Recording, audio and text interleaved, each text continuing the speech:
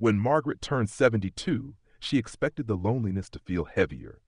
Widowed at 60, with her children scattered across the country and grandchildren busy growing up, the silence in her home had deepened like an old well, familiar still and echoing with the past. But instead of being swallowed by it, Margaret began to listen to it. That silence didn't mean she was alone in the world. It meant she finally had the space to discover who she was and who she could still become. She'd always imagined old age would be filled with tea parties, bingo nights, and grandkids running around her feet. But life doesn't always follow the stories we tell ourselves. Her husband, Peter, had been her anchor, not just emotionally, but socially. He made the calls. He invited the neighbors. He was the connector. When he passed, the phone stopped ringing. At first, she resented the quiet. The absence of voices felt like rejection. But over time, something shifted.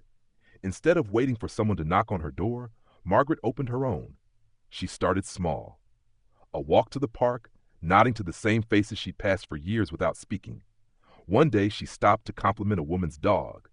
That led to a 10-minute chat. The next week, they met again, intentionally this time. Soon, Margaret found herself walking with a small group of women every morning at 7 a.m. They talked about everything. Husbands lost, knees replaced, politics, children who called too much or not at all. These weren't deep friendships at first, just shared stories, mutual presence. But they offered something vital, a rhythm, a way to feel part of the world again. Margaret learned that socializing in old age doesn't look like it did in youth. It's quieter, slower, and more intentional. It's less about parties and more about presence, less about being surrounded and more about being seen. She also learned that it's okay to enjoy solitude. For years, she'd measured her worth by how many people wanted to be around her. Now, she began to treasure the mornings alone with her coffee, the sound of birds, the freedom of choosing how to spend each hour. There was peace in solitude, not emptiness, but spaciousness. But that didn't mean she didn't need connection. It just meant she needed a different kind. She joined a local library book club, not for the literature, but for the laughter between chapters. She signed up for a beginner's Tai Chi class, even though her knees crackled like dry leaves. No one judged her for it. They were too busy balancing their own bodies and lives. She hosted potlucks for the neighbors she barely knew, and discovered that most of them were just as hungry for company as she was. And when she sat alone afterward, washing the dishes in her quiet kitchen, she felt fulfilled, not forgotten. Margaret realized the myth wasn't that old age is lonely. It's that loneliness is inevitable. The real truth is that relationships in later life require courage, not the bold kind of youth, but a softer bravery, the willingness to reach out when you feel invisible, to try new things even when they scare you, to love your own company without guilt. She watched others her age retreat into bitterness, comparing the present to a rose-tinted past. She understood why. Losing people, health, and roles we once held sacred is painful. But she also knew that holding on to loss closes your hands to joy. Margaret kept her hands open. One day she sat on a bench beside a man she'd seen many times walking alone. His name was Harold. He'd moved into the neighborhood 2 years ago after losing his wife. They talked about nothing, birds, weather, arthritis. But that conversation led to another. And soon, Harold began joining the morning walks. Then the Tai Chi class. Then the potlucks.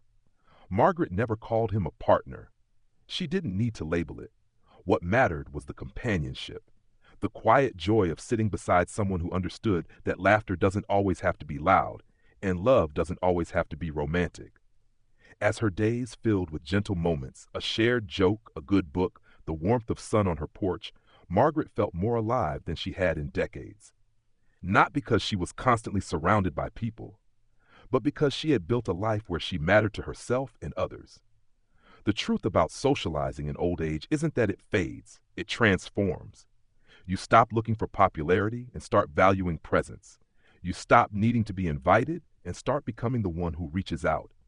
You let go of the need for constant validation and find comfort in authenticity.